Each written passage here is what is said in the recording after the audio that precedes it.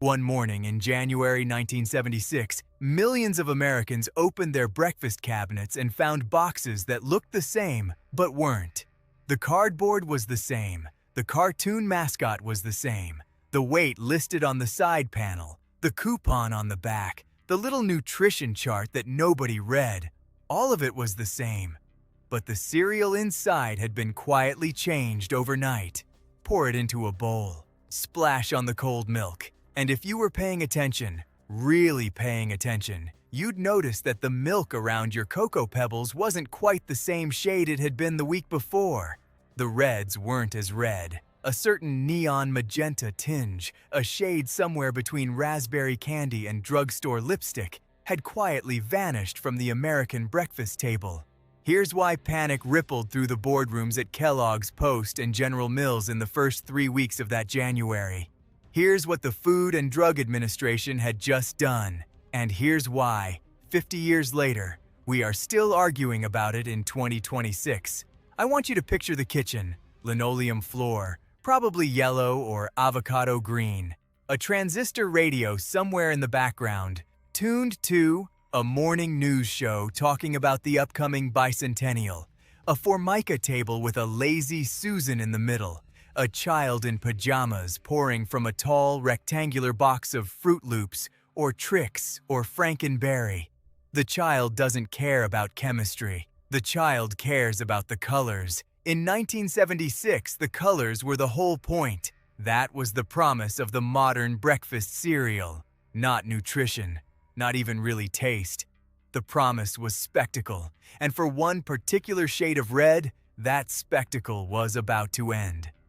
To understand why, we have to rewind 6 years to a July morning in Washington, D.C., and a quiet, unassuming former engineer named Robert Choate, who sat down in front of a Senate subcommittee with a briefcase full of cereal boxes. Robert Bowling Choate Jr. was not a firebrand. He was not a television personality. He was a civil engineer from a well-connected Massachusetts family who had served as a nutrition advisor in the Nixon administration and had spent the previous year doing something very simple and very devastating. He had bought 60 of the most popular breakfast cereals in America.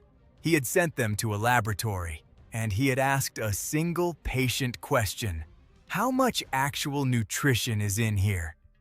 On July 23, 1970, Choate testified before Senator Frank Moss's Consumer Subcommittee. His conclusion was that 40 of those 60 cereals provided what he called, quote, empty calories, unquote. His ranking placed familiar brands at the bottom of the nutrition scale. The names on the lower rungs of his chart were the names on every kitchen shelf in America: Corn Flakes, Rice Krispies, Sugar Smacks, Cap'n Crunch. The hearings ran for days. The press coverage was enormous. The major cereal companies sent their own scientists to rebut him. But the damage was already done. Housewives who had believed, for 2 decades, that a bowl of cereal was a wholesome start to the morning were suddenly reading the ingredient panels for the first time. The word fortified began to sound less like a promise and more like a confession. Now here is where the story gets interesting, because the cereal companies did not panic. Not yet. They did something cleverer. They reformulated around the criticism. Within 18 months of Choate's testimony, nearly every major brand had added vitamins to the mix, printed large yellow sunbursts on the box announcing 10 essential vitamins and minerals, and kept right on going. Quaker launched a new cereal in 1970, literally named King Vitamin, with a cartoon monarch on the box wearing a crown shaped like a capsule. In 1972, Quaker pushed further and launched Quaker's 100% Natural, a dense granola that leaned into the new health food aesthetic. The strategy worked, mostly. Sugar cereals kept selling, but something else had started that nobody in Battle Creek or White Plains was paying enough attention to. Choate's testimony had cracked open a much bigger door. A young microbiologist named Michael Jacobson, who had been working for Ralph Nader's consumer protection operation, took that crack and shouldered it wide open. In 1971, Jacobson co-founded an organization called the Center for Science in the Public Interest, CSPI. 4 letters that the food industry would come to dread.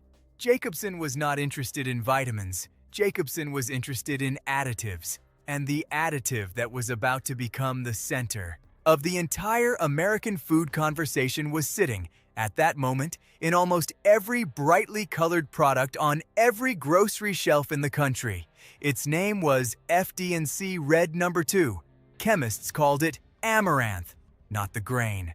The grain is a whole other plant. This was a synthetic azo dye, a coal tar derivative developed in Germany in the 19th century, first approved for American food use in 1907, and by the early 1970s accounting for roughly a third of all food coloring sold in the United States. It tinted hot dogs, it tinted maraschino cherries, it tinted ice cream, it tinted lipstick and medication coatings, and it tinted a dozen of the most popular breakfast cereals on the planet, along with the marshmallow pieces, the fruity rings, and the chocolate puffs that turned a child's morning milk into something that looked, frankly, radioactive. That neon magenta tinge in the milk at the bottom of the bowl, that was Red No. 2. Or at least, part of it was, and by 1970, a team of Soviet scientists had just published something very uncomfortable about exactly that compound. Let me slow down here, because this is the moment the investigation really begins, and I want to be careful to stay with the evidence. In 1970 and 1971, researchers at the Soviet Union's Institute of Nutrition published a series of feeding studies on amaranth dye. The studies, using laboratory rats, reported associations between very high doses of the dye and certain tumors, along with possible reproductive effects. Those findings crossed the Atlantic and landed on desks of American regulators who now had a problem. Soviet methodology didn't match American standards. Dosages used were extraordinarily high. Statistical analysis was, by FDA's own review, difficult to replicate. Yet, a question had been raised, and once it had been raised, it could not be unraised. By 1971, FDA's own scientists kicked off a fresh round of American studies on amaranth. Those studies would drag on for years. Meanwhile, inside kitchens across America, kids kept pouring bowls of that dye by the billion. Hold that picture for a moment. A 7-year-old in a Snoopy t-shirt, cross-legged before a Saturday morning cartoon, eating a bowl of Fruit Loops, milk shifting into that impossible pink-purple shade as colors bleed out of those rings. A chemical sweet tang hitting the tongue, that peculiar artificial berry flavor existing in no actual berry. By 1971, that child was, statistically, consuming more food dye per body weight than any generation of American kids before or since. And inside a government laboratory somewhere in Maryland, a gray-haired toxicologist sat adjusting a microscope and drafting a report that would, eventually, make that bowl of cereal vanish. FDA's internal review of Red No. 2 stretched onward. 1972 turned into 1973. 1973 turned into 1974. Those delays were not, despite what some later accounts claimed, a cover-up. Rather, as Alexander Schmidt, FDA commissioner during those years, would later testify, a genuinely difficult scientific dispute. American studies kept generating contradictory results. Some batches of rats developed tumors, others didn't. Samples kept getting contaminated during handling. Records went missing. At one point, an entire cohort of study rats was mislabeled and had to be discarded. Michael Jacobson at CSPI released a stinging report in 1972 accusing FDA of dragging its feet. Ralph Nader joined his voice. Consumer groups picketed, and still that dye stayed inside America's food supply because that agency, in its own words, didn't yet have evidence to act. By 1975, National Cancer Institute completed its own review of amaranth data. That review didn't definitively prove that dye caused cancer in humans. However, it concluded that evidence of possible carcinogenic effect combined with sheer volume of dye being consumed daily, created what scientists call a precautionary basis for removal. That report landed on Commissioner Schmidt's desk during fall of 1975. Schmidt spent his Christmas holidays that year reading toxicology reports beside his fireplace. Now think about what such a thing means. Consider the weight behind that decision. Red number 2 was the single most widely used food color across America. Banning it would affect, per one industry estimate from that period, more than 10,000 individual products. Thousands of manufacturers had inventory sitting inside warehouses. Millions of consumers were, on that very evening, eating it for dinner. And Alexander Schmidt, a pharmacologist out of University of Illinois who'd been appointed by President Nixon and retained under President Ford, was about to make that call. On January 19, 1976, Commissioner Schmidt held a press conference. FDA, he announced, was rescinding provisional listing of FD&C Red number 2 for use in food, drugs, and cosmetics, effective immediately. That dye could no longer be added to any new product. Existing inventory could be sold down, but fresh production was banned. Schmidt chose his wording carefully. He did not say that dye had been proven dangerous. He said evidence of safety was no longer sufficient to justify continued use at scales currently being used. That distinction, safety not proven versus harm not proven, forms a foundation of American food regulation. Yet it remains a distinction almost nobody across press coverage that week bothered to preserve. Headlines next morning did not read, "FDA cites insufficient evidence of safety." Headlines read, "FDA bans cancer dye." And panic was immediate. Within 48 hours, phones inside Kellogg's corporate office at Battle Creek, Michigan, rang without stopping. General Mills in Minneapolis, Post in White Plains, Ralston in St. Louis. Every cereal company across America using red coloring, and most of them did, suddenly faced a supply chain emergency. Trucks loaded with boxes of Fruit Loops were literally on roads when that announcement came. Cocoa Pebbles, launched in 1971 and now one of Post's top sellers, used red no. 2 inside chocolate brown tinting of its Rice Puffs. Trix, that General Mills fruit-flavored cereal with a rabbit mascot, used red number 2 throughout its red and orange pieces. Frankenberry, a pink-hued, monster-themed cereal introduced in 1971, was practically an advertisement for that very dye just pulled. By early February, reformulation wars had begun. Each company raced to swap Red No, 2 for its newer, structurally similar cousin, FD&C Red number 40, which FDA had approved back in 1971 precisely as a potential substitute.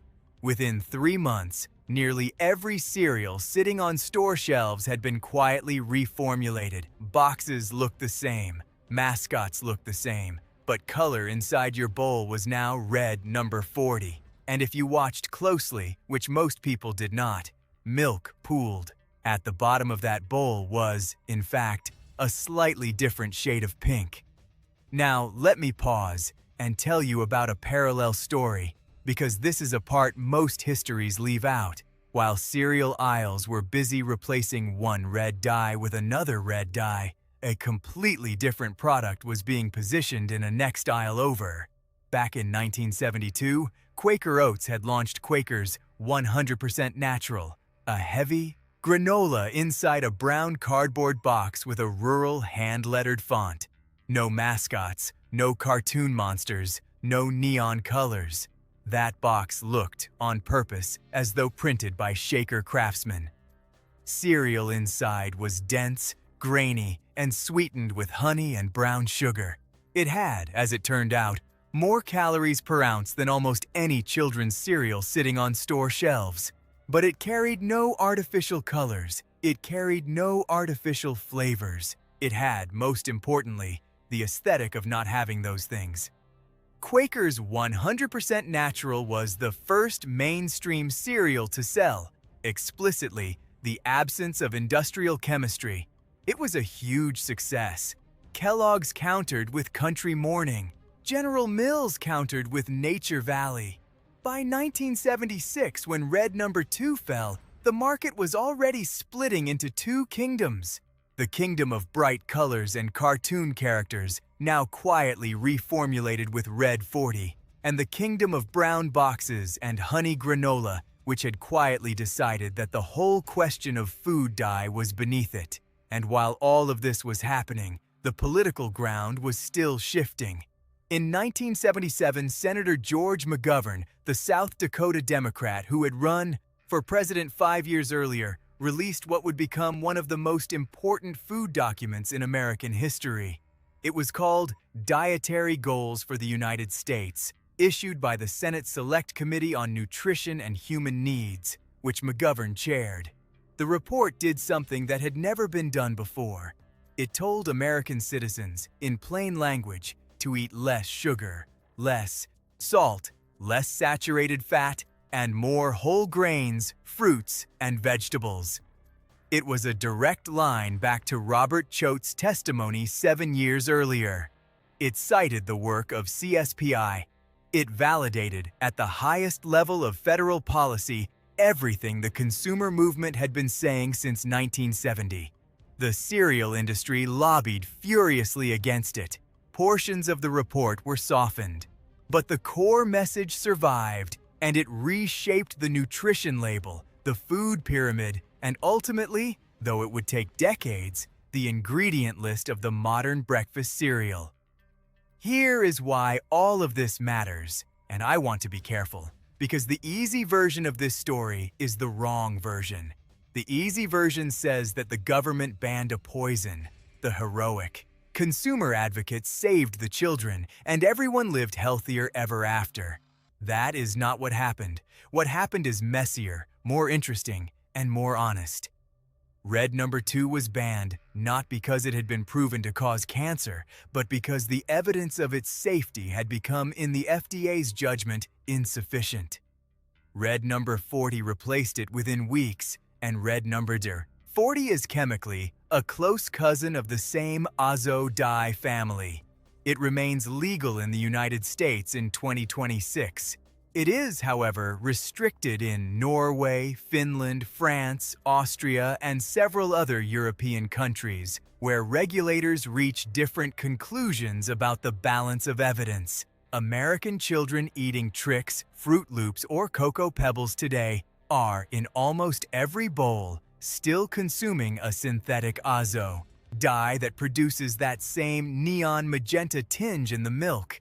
The dye's name has changed. The color has shifted, very slightly, but the industrial chemistry of the American breakfast has not fundamentally changed since 1976. It has simply been made. That is the twist, and it is an uncomfortable one. The Great Ban of January 1976 did not remove artificial dye from the American breakfast. It replaced one number with another. The panic in the boardrooms that first week of February was real. The reformulation scramble was real. The trucks on the highways with outdated inventory were real. But the end result, for the child with the Snoopy t-shirt and the bowl of Fruit Loops, was cosmetically identical. Slightly different shade of pink. Same chemical sweet tang on the tongue. Same strange morning, if you were old enough to notice, for the particular hot neon magenta that had been part of childhood and was now just a little bit duller. A generation of nutrition writers, from Marion Nestle at NYU in the 1980s and 1990s onward, would spend their careers pointing out that the ban of Red No. 2 had been, in many ways, a victory of optics over substance. The dye had been changed. The diet had not. Let me return for a moment to the people in this story, because history is always, in the end, about people. Robert Choate lived until 2009, long enough to see the consumer labeling movement he helped start become federal law, and long enough to see the sugar content in children's cereals first rise, then fall slightly, then stabilize at levels that would have shocked him in 1970. Michael Jacobson ran CSPI for more than 4 decades, and his organization continued to lobby through the 1980s, 1990s, and 2000s for stricter additive standards, eventually securing nutrition labels, trans fat bans, and menu calorie disclosures.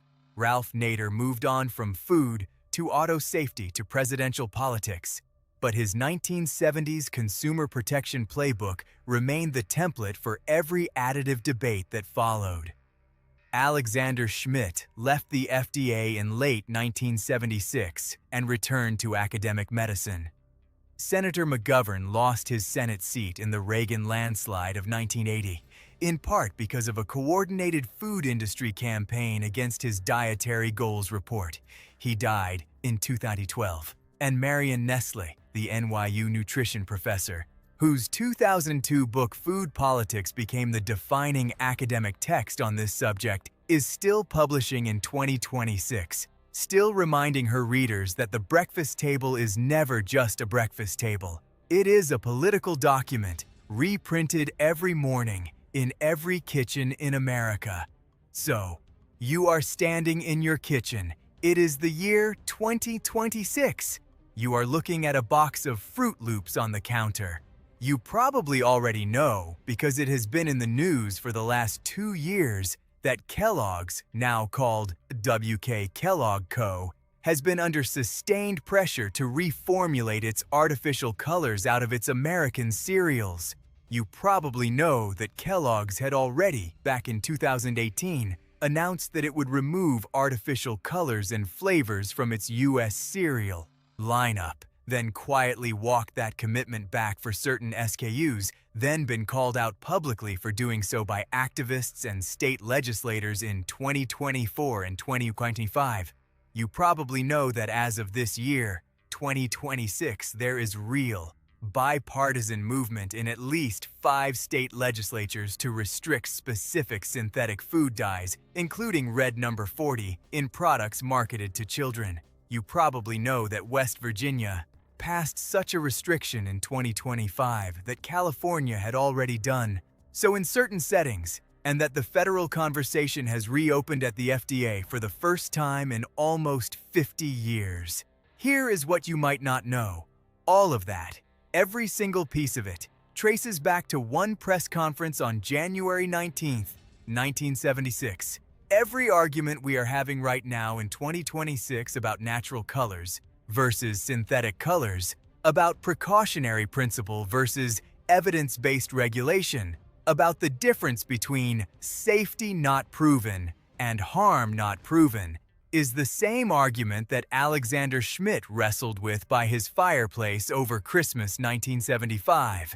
Every activist parent emailing a state senator about Red 40 in 2026 is standing on a platform built, brick by brick, by Robert Choate in 1970, by Michael Jacobson in 1971, by Ralph Nader, by McGovern, and by an anonymous army of housewives who read an ingredient panel for the first time in their lives and decided that they were tired of being the last link in someone else's supply chain. The cereal in the box has changed 3 or 4 times since 1976. The arguments around the cereal have not changed at all. That is the deep continuity of American food history. The colors shift. The numbers on the die change from 2 to 40. The brands merge and spin off and get acquired by private equity. But the fundamental question, the one Robert Choate asked with his briefcase full of boxes in July of 1970, is still the one we are asking in April of 2026. What is actually in here, and who decided that was acceptable? One last image before we close. I want you to picture the milk at the bottom of the bowl, that last half-inch, tinted pink, a little bit sweet, a little bit chemical, cold against the spoon. For 50 years, that color has been the most unregulated, most intimate, most daily chemistry experiment in American domestic life. Billions of bowls, billions of mornings, a quiet, colored residue left behind every single day by every child in the country, sipped up with the last spoonful, and thought about by almost no one. In January of 1976, for one strange week, America noticed. The boxes on the shelf looked the same, but the cereal inside had been quietly changed. The dye had a different number now. The color was slightly duller, and somewhere in a laboratory in Maryland, a toxicologist closed a file, and somewhere in a boardroom in Battle Creek, an executive exhaled, and somewhere in a kitchen in Ohio, a 7-year-old in a Snoopy t-shirt picked up a spoon and did not notice a thing. That is how food history almost always works. Not in a single revolutionary moment, not in a poisoning that everyone remembers, but in a quiet, industrial substitution made on a Monday morning, affecting hundreds of millions of people, and noticed, really noticed, by almost no one. The story of the banned breakfast cereal of 1976 is really the story of how American food regulation learned to act, decisively, imperfectly, and incompletely, all at the same time. It is the story of the precautionary principle in action, and the story of the limits of the precautionary principle when the replacement is structurally cousin to the original. It is the story of one specific shade of pink, once beloved, now retired, and the slightly different shade of pink that replaced it, still sitting in your cupboard, still legal, still debated, and still, 50 years later, not fully settled. The modern push in 2026 for natural colors in children's cereals, turmeric, beet juice, annatto, paprika extract, spirulina, is the direct great-grandchild of Commissioner Schmidt's January 1976 announcement, Kellogg's 2018 Fruit Loops reformulation pledge, the state legislation moving. In 2025 and 2026, the renewed FDA review of synthetic dyes that began last year, all of it is a continuation of the same conversation that Robert Choate started sitting in front of a Senate subcommittee on a hot July morning in 1970. The cereal aisle is still, as it has been since the beginning, the quietest and most visible battleground of American food policy. Consider the arc of it. A civil engineer from Massachusetts buys 60 boxes of breakfast cereal and sends them to a laboratory because nobody else has bothered to. A microbiologist working for a consumer advocate decides to start an organization with 4 employees in a rented office in Washington because no such organization exists. A team of Soviet scientists publishes a feeding study that contradicts the prevailing American assumption about a specific synthetic dye, and the data crosses the Atlantic through the quiet channels of the scientific literature, not through headlines, not through politics, but through the steady, unglamorous circulation of peer-reviewed journals. An FDA commissioner spends his Christmas holiday reading toxicology reports by a fireplace, and on a January morning, makes a decision that will affect 10,000 products and 100 million breakfast tables.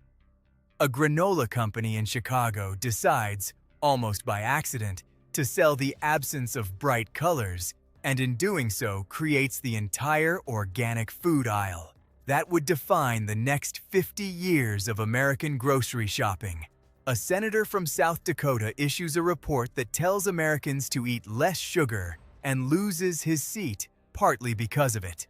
None of these people, individually, banned anything, but collectively, in a chain of small, patient, evidence-led actions stretching from 1970 through 1976 and forward to the state legislatures debating dye bills this very month, they reshaped what it meant to pour breakfast into a bowl. And the next time you pour a bowl, and the milk turns that very particular shade of pink, take a moment to notice it. Somewhere in that color is a story about evidence, and about regulation, and about the very long, very patient work of deciding what is actually acceptable to put into the bodies of children. That story began in 1970. It reached its loudest chapter in January of 1976, and it is, as of the morning you are listening to this, still being written, one spoonful, one reformulation, and one carefully chosen shade of pink at a time.